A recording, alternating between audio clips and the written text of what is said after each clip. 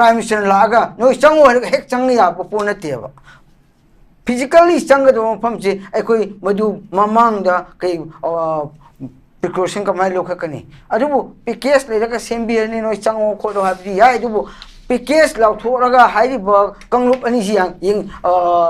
unabi ya dan ledaga di PKS tu bilu le haiwani da yum chaga bu bilu le roi maru bedi kanglup ani do ya sinna ba masange aduna hojik si ai koina ai thamjaning badi honorable prime minister na hojik lak do basida ai koi ma gi India gi prime minister lak pa kana thingam moi thingbo adubu purpose do neva man lakado purpose kainova asi laraga kaino maka innovation tolomani ama tolomani duga aina si to birani na man thok ma lawamani ba lawam baduna koi hairi ba koi hoji sahi ni chang pa group ani gi group ani khaki toriba asi issue asi mana laraga lawam baduna solution lak pangamudra solution lak marwe di solution lak na bagi ma lak tingi da solution implement han to biyo ba thaja lo ba kaino bo hoji ai lak do re adidi cookie sai shu da khoi gi sai ta le ri group sing shu aju no koi ani mak se ji peacefully ama maka hoji ki tension le ri bse tension free hoina ba ama maka yengchina bi adre aduna masi haina Kambo Ministry of Home Affairs na instruction pigira matogira aduga yanaba makha amada hana solution gi way se mo instruction taraga government na tharaga unabra nataga amatobra hana asigi si solution la agadi hoi honorable prime minister la gi bilu rei geneba adu ma lei tarinda hojik MLA tarafo ekoi control to bungam honorable prime minister control to bungam do yaba ekoi ji separately ekoi leire akoi Manipur hanjilaro ilauri bani aduga akoi kai rosu Manipur haibasida akoi khong bog thangjilaro ene lauri adumba tara adubu emire tara adu prime minister hoji kai wahai hai keba ma thok tingeda ma ta sing na masi solution pamba Manipur bu nuksiraba Manipur se ing tam leba state ma oisin haragadi hoji hariba emire singdo ma hoji thok tingi mamangda parliament mamang sida man toraga solution aduga ing tam leina ba hoi phak pau phonan biuba adu egadi honorable prime minister na Manipur lak do base masiki kanabas phangani aduna tabida cookie singna koi ga leiriba koi group siga unabi yadar leiri fawdi ma lak bidu leiro ba adu pesha thadarsinu lak thadarsinu majuda koi ngawi yade ma mal bill correction ani pi haisu ha yum thong khuding gi ko pi ge haisu yung pakro dun kaya le no hanjimiya do riba ba trasam puda adu cookie singju infanda hanjimiya do riba ba adu na te khoi pamadi ekhoi mi amaga mi ama ekhoi ga le riba cluster to riba crisis to riba community ni si nungsi sanana le min na bodu ne ba madu lambi dudi honorable prime minister nam ma lakting ni mangda akhoi simbata bani terrorist phagapati adu di moigi kochini madu phagale na koi peace lakdam ne teba madu di mai moi maram tu ni pha bane ba adu ekhon pamdi general akhoi punam parja sing che ing tam na le him bado ina pame ha Congress party ki maike dige haba tare Prime Minister Modi visit Manipur tau haba zi press meet not less than press meet and press statement ex account ta thagdor pa Congress ki makok thongol chungba sing Rahul Gandhi dige horaga then ekoi AICC ki leader mo iliba Jairam Ramesh yam frequently haibazi mahakni adagi then Manipur gi MP ani maroina oza bimol akoijam aduga doinana oza Alfred Ather Congress ki makok thongbo luchingba mayam jina Prime Minister Modi ne Manipur chatkadabani habase sigi se not less than aina ngasai sum count torombani masing se kaya rakumba higher accurate and precise oiba number of PC ke na no less than 50 times in the last 2 years akogi Congress ki maike degi Prime Minister Modi ne Manipur chakadobane habase not less than 50 times high grade adu the latest oina habase handaki akogi Jairam Ramesh na handaki Prime Minister Modi ki visit che if not the longest quite sang visit natraga so quite sang ba foreign visit amani lepak manga ni Prime Minister Modi na hojuri chatla leisi lepak manga si chatpa sida gamari leina na akogi Congress ki maike degi Rahul Gandhi na hai gi bazi PR thamak ko tan so Manipur visit to hai Manipur Rahul Gandhi 3 times la ko matam da Prime Minister Modi should visit Manipur every time when he gave a press briefing the latest say Jamra Mr. Habazi was here I quote when the going gets tough, the self-styled tough gets going, the super premium frequent flyer Prime Minister adjective adverb the super premium frequent flyer Prime Minister is off on a 5-nation 8-day jaunt. He's running away from at least 4 issues that are agitating the nation.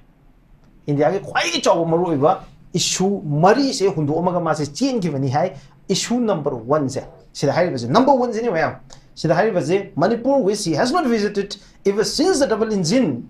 in the state got derailed and ever since the normal life in the state has got totally destroyed. Masida here I quote Congress ki budget ko masida hai baje Prime Minister Modi na maru issue mari dagi mani India da khwai ki chaw issue mari dagi man cheli havani masigi manungda khwaiding ihan hanbada thamibaje Manipur da double engine government sina Manipur ge hanagi lerambiba normal life se pumang manghan graba matungda amuk phaw visit tawdri havani yamna satirical oiba yamna yam phrasetic amakhakni oza Congress ki maketigi Congress kama yingbi masi koina yingi yapse meras koi Congress ki group singsina hojike opposition leader Rahul Gandhi amasung Manipur gi oina representative outer representative after aduga khoi inner gi representative khoi MP angumcha bimol mukhoi sina Manipur da Rahul kanage prime minister visit tawhan ningliba meaning asi khoi praja miyam khangadabani duga Congress BJP gi prime minister su government of India ki prime minister su khangadabani maramdi Congress na visit to have chumne gi la o have ne teba ma la aga solution puro o have ne ba madugi ni ma kauri se maru be ni ma la aga di something mana promise to bada nataka ma la amdai da solution se sob to no ba hotna ngni have se Congress party sina thajei ba aduna as the prime minister ma oina hariba issue si am chawrba sahi ani sangsriba asi issue si sob to no ba si kana amatu ubo ngamdre except prime minister natana masi kai gino bo home minister na 3 times 4 times visit ore masi visit orgi bilu si ukhidre aduna ni prime minister oina la agadi so something di koi sob to biya ba we amka puthor ongani ma hairang gani aro hotna gani habsi Congress party ne thaje ba mai thaje ga kauri si kai gano Congress na kai gano prime minister visit to view na lauri si kai gano political advantage lo ningai lauri banate ba Manipur si ki praja na hojik laiba praja kangrup ani gi crisis asida misi mina yam lairaba aduga mayum mekai thadoraga mayum mekai leidraga chenariba imphal gi senki ba Swashampuri chelakpa asi awama punamak asigi sob to binaba kaubane ba masida Congress na advantage loning kaubusna te aduga Congress na kaubari gi lai habsna te la pula agadi masi problem sob to gani ba thajaba makhada Congress na kauri bane na akul lawsi aduga Jai Ram Ramesh na hari bisu masi problem solve to haning bagi demakta masi ekoi prime minister si visit to view habani aduna hojik leidiba issue sida kai gi demakta hari do outside the country atopada satliba visit to liba si hojik hari do meras na hari do ma issue mari khak hundo amlaga maduna thaina steli habse masi gi face to ba masi gi Loishin haning bagi demak ta madu hai bane ba isi issue si loishin lamlaga ma chatlaga di yam phai adu masi issue akan mari si leina mana thawoidena sakibo hai amfo haidena sakiba si penal te bagi moigi demand adu sapi abdu chalakterga chop ana thaina to pasap bagi madugi pen de bagi kholau law banena marum lawsi aduga Yes, have you? Aduga, how's it? Queen, in we have Congress na hybrid nutava. Parja miyamgi punba aduk Prime Minister gi lak haningba lauriba punma ase masi fu hadik lakani haina la national paper da to da adugo officially natrasu hoji hainare ke gumba masi asing mak la aga solution la ke ha ga aina katang aina sa government of India Prime Minister na thok tingi mamang da Minister of Home Affairs na packet ga di hena phagada bam ka aina khanjaba am ka ai haijege maram di hoji hairiba Prime Minister lakpa gi mamang sida aikoi ahan ba packet kada basi Ministry of Home Affairs na masi Manipur issue si solve to honna bagi dumta Prime Minister lak tingi mamang da solve to honna ga aduga problem si solve to honna bagi dumta problem si solution am pro na bagi dumta moi ta seng na pam la di aina to honning ba am ka le hoji separate administration pi ga da bani haina demand to ramba civil organization hoji lai diba kutu ne ITLF ne aduga MLA tra ne mokoi sina kanna akoi Manipur da akoi separate administration pi ga da bani ana akoi Manipur da akoi punma pam dre na lauri bo khongi bo punma ase masi government of India na kamaina tackle to gani adu matamda adu khwai du luwa mana hojik si MLA na su aduga ITLF na su kutu na su masi separate administration demand si moi tokre haba athadi moi gi issue se ekoi na paijar roi aduna koi shu group to oina sinare na moi miam lawkeba adu di shu da sinarabadina harga di shu da sinarabadina adu di hojik tawriba separate administration si shu na mu demand to patare government of India na aduga government of India ga shu ga yana kiba adu amal leibadagi madu ubadagi akoina kenagi shu da leiba akoigi keba PS hawki haibra mana akoigi demand si soire noi si solution pb gani hana government of India na haikiba yana kiba ubado aduda moi do ina hayal chi na hariba MLA tara ne ITLF ne kutu ne masi singsina shu da sinabani na koi lojare aduga di hojik si madu uraga di adu di madu yana makha adu da hojik government of India da ai haining ni se adi ITLF to request to nge daka oidre government of India na akhina MLA da haining daka oidre kutu da haining daka free movement hojik thing ni se shu na thingbane na koi lobu yare maram di 수 하리브 organization civil organization 진가 MLAs나 신나그래요. 어디 허직 사람들이 슈는 해버니. 어디 슈기 agreement government of India가 donori버 party시나 그게도 또 free movement 야 팅리브노. 하이나 그 Manipur par자면 low 장ай 파든 low 상해봐. 마시다 government of India na prime minister lakpada freely mana aningba government ga pamba ngangal nagadi masi government of India gi makhale ba minister of home affairs masi athuba pa ka ningi number 1 number 2 da kamai to gani habam tamda matamamada cookie singi civil organization sing dok cookie ge MLA sing aduga muhoina haiki ba male ai khoi kai ka su masi solution khoi da separate administration pigani hana haidri faudi hari ba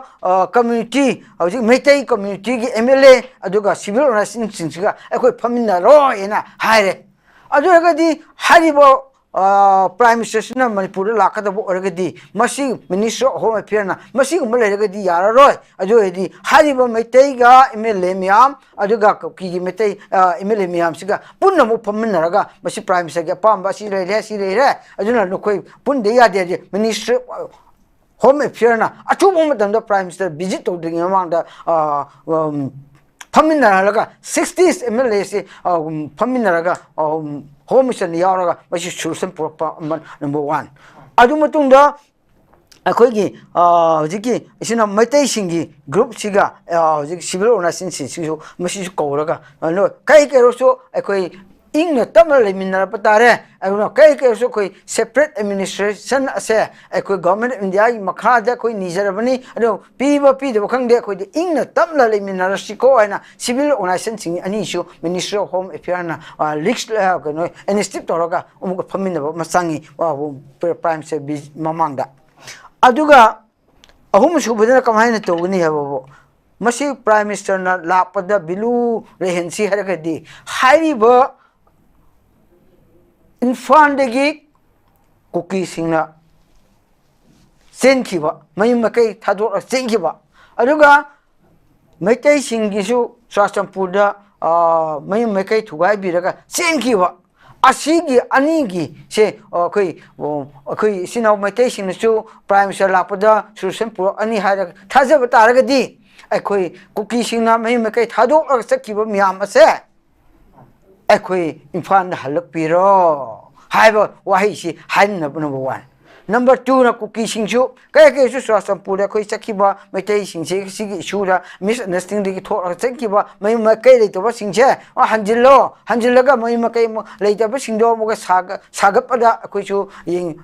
ayepa leiraroi adu government of India na pakapada masi resettle to na bagi demot pakapa puna project to yum sabigira ma togira mas pakapada ekoi objection leiraroi habese masi ekoi home ministry gi makhada ekoi makoi punamak si yanaba mapurpa matangai phadabra aina thamjaninge bako aduna masi lapom tamda akoi hojik akoi ne yengbu yabade masi gi issue lapom tamasida aduga akoi ga asai double engine hermodo double engine matang sida koina yengbu yaba mkhangna handa akoi gi Ahmedabad gi England chatnaba thawam dunda engine ani mo fail oiga engine ani fail to bagi mi chani 224 ra 260 ra mo sigre parja sireba kai dok sibno engine fail oibagi engine do singa amakak fail oiramdi phagdaba ani mo fail oiru sire parja si sini hoji chu akoi parja mi amjo ji chu double engine hairi neba double engine soibigi mi chani chom sire aduga mai mai kai ro makai to asineba aduna masi maramdi ekoi siksinna tobana sungani ana prime minister lapasi chumnagi mere visit tobudu natte Manipur parja miana pamri basidi Manipur parja punamak na pamsidi mana la dringa mangda haiba issue singse aina haiki point 1 2 3 4 shoma haiki point singse government of India na initiative lorga home ministry na initiative lorga paikhatle haragadi soidana India gi prime minister mana visit to bom tamda solution abade soina la anebo koi thajabi ai ke masi paikhat traga ani mokki crisis leiba siji yanana badi puro traga just ma visit to buduna di aidi akoi gi awa taribo punamakki solution la kan hebse ai thajade aduna masi kai ke orsu aina Manipur gi parja mo oina akoi government of India gi oiba ministry of home affairs or prime minister visit to gani haliba punamak asida ina request to janingmadi on behalf of Manipur gi parjamo ina taseng na masi to 2023 da thoki ba issue sidagi hojik misi mina am leraba adu akoi physically separate oina hojik leiba myam se akoi inga tapna leimina na bagi damakta masi parja myam na support to ba masangi prime minister na thamoi singa lakado agadi myam na akoi cooperate toraga ekoi magi visit dogi meaningful oihan ba sangi aduni meaningful oihan chega di haiba myamadu akoi moi thamoi sena madu myam punna yanadaba phamina bi yadriba thokchasin yadaba punma adu yahanba makha pole adu agadi koi masigi visit dogi meaningful legine na 18 masida haiba okay yam noise oza ai mathang se uncle oza da laksening baje oza su yam vocal critic ni ko Prime Minister Modi ni Manipur lakta bai matang sida oza economic package achong mamak Manipur lau thore ingala gaje khalaje masi mayam loinam ke speculation ni ta ekoi Manipur ke yam saknai journalism ma job heavy revision miyam ji pena bagi damuk ta achong package ma Manipur damuk ta lau thora kadra hai bagi wafam jini masina miyam ji pukning penhan mangam kadra hai bo hangjin kari hai kasi meras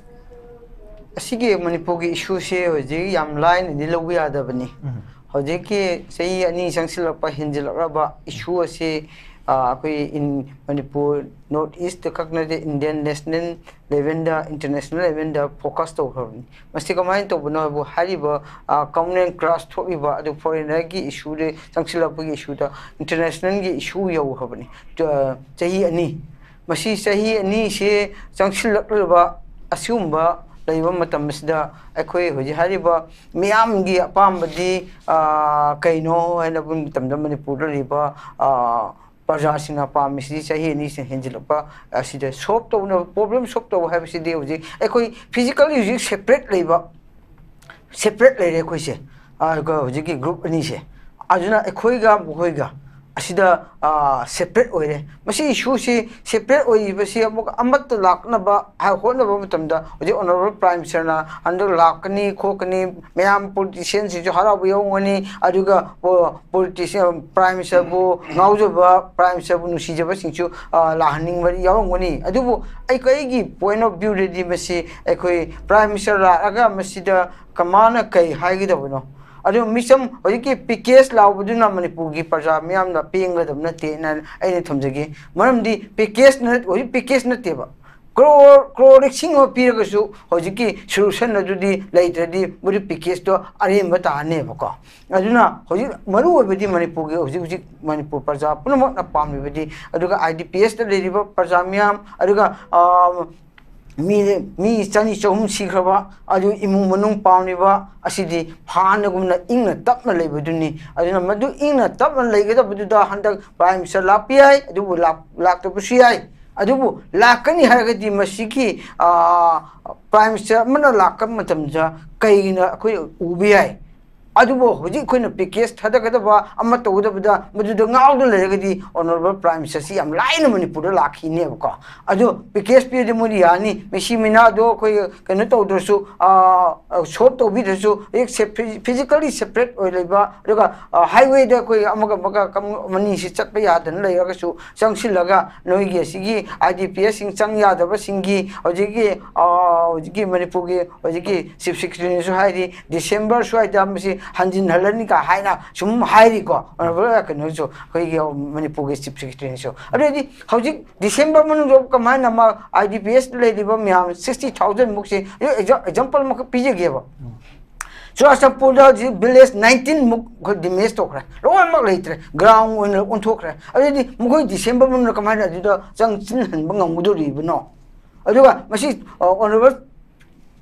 prime minister लागा no चंगो हेक चंग या पोन तेबा physically चंग दो मफम से अखोई मधु ममांग दा कई precaution कमाई लोखकनी अदुबु पिकेस लेरका सेम्बियरनी नो चंगो खोदो हाबदी या अदुबु पैकेज लाउथोरगा हाइरिबा कंगलुप अनि सियांग उनबि यादन लेरगदि पैकेज दु बिलु लेरोय हाइवानिदा युम सागदुसु बिलु लेरोय मरुयबदि कंगलुप अनि दो यासिनब मसंगे अदुना हौजिकसि अइखोइना अइ थमजनिंबदि ऑनरेबल प्राइम मिनिस्टर ना हौजिक लाकदबसिदा अइखोइ मागी इंडिया के प्राइम मिनिस्टर लापदा कना थिंगमोय थिंगबदि अदुबु पर्पस दुनेबा मान लाकदो पर्पस कइनोबा असी लागा कइनो मक इनोवेशन तोरमनी अम तोरमनी दुगा अइना सि तोबिरनी ना मान थोपम लावमनेबा लावमबदुना अखोइ हाइरिबा अखोइ हौजिक सही अनि चंगपा ग्रुप अनि गी कंगरुप अनि खकी तोरिबा असी इशू असी मान लागा लावमबदुना सोल्यूशन लापंगमगदरा सोल्यूशन ला मरुवबदि सोल्यूशन लानबकी मा लाक्तिङेदा सोल्यूशन इम्प्लीमेंट हन तोबियोबा थाजहलोबा कइनोबो हौजिक आई लाकदोरे अदि कुकी साइसु द अखोइगी साइड द लेरिबो ग्रुप सिंसु अदि नकोय अनि मक्से जि पीसफुली अमो मका हौजिकी टेंशन लेरिबसे टेंशन फ्री होइनबा अमो मका यंगथिनबि याद्रे अदुना मसी हाइना काकम्बो मिनिस्ट्री ऑफ होम अफेयर ना इंस्ट्रक्शन पीगिरा मतोगिरा अदुगा यानबा मखा अमदा हाना सोल्यूशन की वे से मोइन इंस्ट्रक्शन तोरगा गवर्नमेंट न थारगा उनबरा नतगा मतोबरा हाना असिगी सि सोल्यूशन लागदी होय ऑनरेबल प्राइम मिनिस्टर लापगी बिलु लेगनेबा अदु मलै तरिंदा होजिक एमएलए तराफो एखोय कंट्रोल तोबंगमदरी ऑनरेबल प्राइम मिनिस्टर कंट्रोल तोबंगमदोरिबा एखोय जि सेपरेटली एखोय लेरे अखोई मणिपुर हंजिलरोय लाउरिबनी अदुगा अखोई कई कयोसु मणिपुर हाइबसिदा अखोई खोंगबो थांजिलरोय ने लाउरी अदुंबा तरा अदुबु एमएलए तरा अदु प्राइम मिनिस्टर होजि कई वाहै हाइगेबा मा थोक त्रिंगेदा मा तसेग सेंग नमसि सोल्यूशन पाम्बा मणिपुर बुनु सिरबा मणिपुर से इंग तम लेबा स्टेट अमा ओइसनो हरगदि हौजि हारिबा एमएलए सिंदो मा हौजि थोक त्रिंगे ममांदा पार्लियामेंट ममांग सिदा मान तोरगा सोल्यूशन अदुगा इंग तम लेनबा होय फक पाव फोनान बियोबा अदु एगदि ऑनरेबल प्राइम मिनिस्टर ना मणिपुर लाकदबसे मसिकी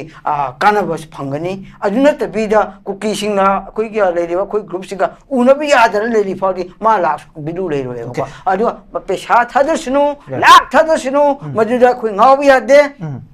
मैं मान bill crore rexing ani pi haisu ha yum thong khuding gi crore om pi ge haisu yung pa crore do no krai le do no hanjin ya do le ba chwa sam puda adu ko ki sing chu infan da hanjin ya do le ba adu na te ko ni pa ma di ai khoi mi amaga mi ama ai khoi ga le ba cluster to ri ba crisis to ri ba community ni si nung si sanana le min na ba du ne ba madu lambi du di honorable prime minister nam ma la ting ni ma da akhoi simbata bani terrorist phagapati nun adu di moi gi ko chi ni madu phagal le na ko peace lakdam na te ba madu di mai moi maran ba tu ni pha ba ne ba adu ai khoi pa mi di general akhoi punam parja sing che ing na tam na le hamba do ina pa me mi papa ze di mara le criminals in papa ni they are not doing any favor miyam da aduna ekoi the mateng favor to na te bani one serious question was that ning baze here I quote ekoi ki mama ki November 2024 gi 21st November 2024 da in one interview print PV interview ma da Manipur gi hanagi governor Anusha Uike sina mahna Haibasi, here I quote, Manhai. People of the state wanted the Prime Minister to visit and they keep making requests, which I keep sending to the Prime Minister office, but I don't know why he has not visited. Manipur governor, the then governor of Manipur, Anusha Uike, India Prime Minister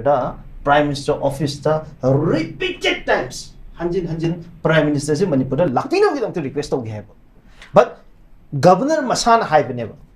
Karigam the Prime Minister Modi in Manipur, Lucky Driven have a Kangi, but he must visit Manipur having. I don't know there a queen being Yaika. Madu Governor Masamon a request or suit Laktrido, Ministry of Home Affairs, Aduga, Government of India gi policy to one Bamakak. Lay begin in a quite low way. Mamdi, Moigi hidden is in the Lavini, Moya Aduna, Madugi Policido, Han Lidu Vanina, Adudi, Madugi Policy against the Madla, Gasidanga, government, Indian government, policy, Makaki Makata, Torumbo, or Munina. Lower. Not the vida government of India no less Yaudaba, I told the Piraga, Susan work never to never. Government of India policy, Home Minister, Home Affairs, through the or the Prime Minister no less Yauraga agenda, hidden agenda, I don't in Lowy, Madame Man Sulactrice. Aduna, Hojik Madugi agenda, do or Ziki, Moi, Pera Lavra, Madu, Dingmutung Lavra. Amoina Kano hidden agenda, government or Ziki, a shoe group cigar, a quay government Diaska, Yana Amak behind a policy to do Kaiki Bagi, Nigga Moigi, or policy to Kaiki Bagi the Makta, Masi, pain the Bagi, Mana, Manipugi, Shusi, hire the Bani, hide the Bani, lack the Bani, a good Pazamiam, the low ever. Kagan Masida, Kagan on Masi lack the Maram say, okay, government, Matamadugi, would you be aware? Matamadura government party Singshina. That's everything we can't do not table, can't ever. They don't electric no. Government of Indiana, Pambino, have you movie, come money. Come Baduna, but policy show the Motomoy lacked of an in a logic. Okay. Policy show with the laptop of the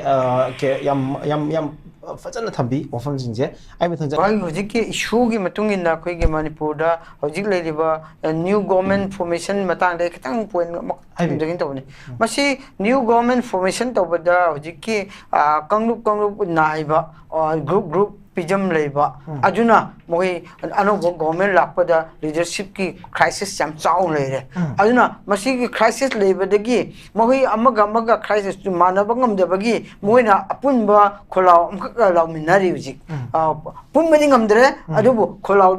River. What you call out Kano? I quit the center, any Ama. Simstemana Oiro had later government Ministry of Home Affairs, Home Minister or Prime Minister Moitame. Adu how they could pay in Losi, young pay. Adu Home Minister, not Prime Minister, any center a pambo, Matuna, how put the opposed order having center. How do you say my new government Lapomatams da Haribo crisis metation cookie shoe canare. I do the more marked up pinagadi problem or any. ꯑꯗꯨꯗꯤ ꯃꯁꯤ solution ꯂꯩꯅꯕ ꯇꯦꯜꯂꯕꯁꯨ ꯇꯦꯟꯅ ꯉꯥꯏꯍꯥꯛꯇꯪ government ꯂꯩꯒꯗꯕꯁꯤꯗ ꯃꯣꯏꯅꯁꯨ ꯑꯌꯥꯕ ꯄꯤꯊꯣꯛꯂꯕꯅꯤ나 ꯂꯩꯔꯤꯕ ꯔꯦꯖꯤꯁꯇ꯭ꯔꯦꯁꯟꯁꯤꯡ ꯄꯨꯝꯅꯃꯛꯅ ꯁꯦꯟꯇꯔꯅ ꯍꯥꯏꯕꯗꯨ ꯌꯦꯠꯂꯔꯣꯏ ꯍꯥꯏꯔꯕꯅꯤ나 ꯑꯗꯨ ꯑꯣꯏꯔꯒꯗꯤ ꯁꯦꯟꯇꯔꯅ ꯑꯩꯅ ꯀꯣꯏꯁꯟ ꯊꯝꯖꯅꯤꯡꯕꯗꯤ ꯑꯩꯈꯣꯏ ꯁꯦꯟꯇꯔꯅ ꯍꯥꯏꯔꯛꯄ ꯃꯤꯁꯤꯡꯗ ꯌꯥꯔꯦꯅ ꯂꯥꯎꯔꯤꯕ ꯃꯤꯁꯤꯡꯗ ꯀꯣꯏꯁꯟ ꯑꯃꯈꯛ ꯊꯝꯖꯒꯦꯕ ꯃꯗꯨꯗ ꯑꯗꯨꯗꯤ ꯍꯧꯖꯤꯛ ꯑꯩꯈꯣꯏ ꯑꯣꯅꯔꯦꯕꯜ ꯄ꯭ꯔꯥꯏꯝ ꯃꯤꯅꯤꯁꯇꯔꯅ ꯑꯗꯨꯗꯤ ꯃꯅꯤꯄꯨꯔꯗ ꯍꯧꯖꯤꯛꯁꯦ ꯄꯥꯡꯒꯜ ꯃꯔꯛꯇꯒꯤ ꯆꯤꯡꯁ ꯑꯣꯏꯔꯣ ꯍꯥꯏ ꯄꯤꯔꯛꯄ ꯃꯇꯝꯗ ꯑꯗꯨꯒ ꯅꯠꯇ꯭ꯔꯒꯅ ꯅꯥꯒꯥ ꯃꯔꯛꯇ ꯑꯁꯤ ꯆꯤꯡꯁ ꯑꯣꯏꯔꯣ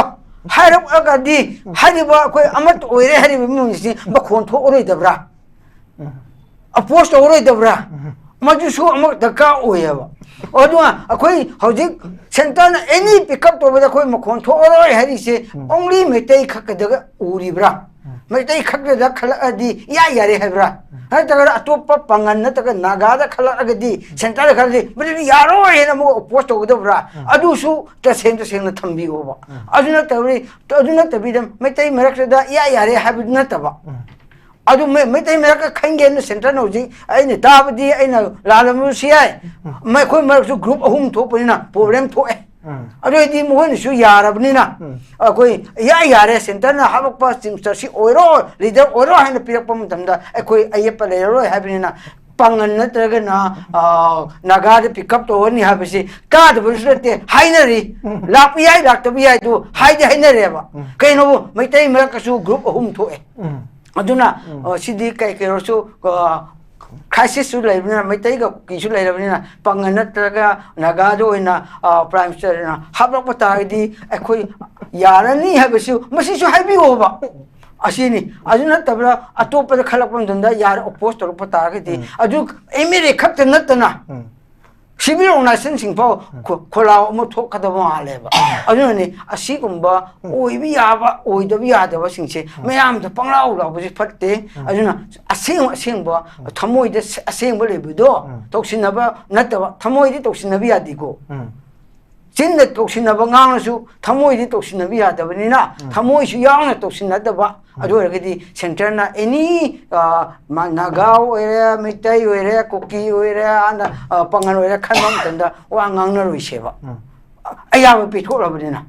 aduni da aina masi point ne aina thamjani se hauji kai kai so laudi ba myam se me ai question to ning heba go a George Orwell na my animal farm da ekoi all animal are equal but some animal are more equal than others and ado anyway ado yam nungai ba ekoi satire mani ko ekoi ozan thambiri sijo but the people need to get very serious hadi dimensions ekoi na kidang reconstruct over yeng ama conventional ekoi ni yeng ba mi yeng ekoi na uriba manipur mayam je da so ekoi ano wahang gar adum hangba ya bra haibagi wahang du ne lai yam chaw no uje ado ge je victim I thambiri wafum se aduga ekoi chief minister se can we look beyond my day natabada su ubaya bra haibani not necessarily my day no but the chief minister dum yai afa chief minister ma'am thokre and the people still have no problem nagada ju problem oidena my day ju oidea to pada ju oidea do but can we look beyond that have yamna that's a big question adugumba luching mama de asi thamapase yamna nungai bo form oi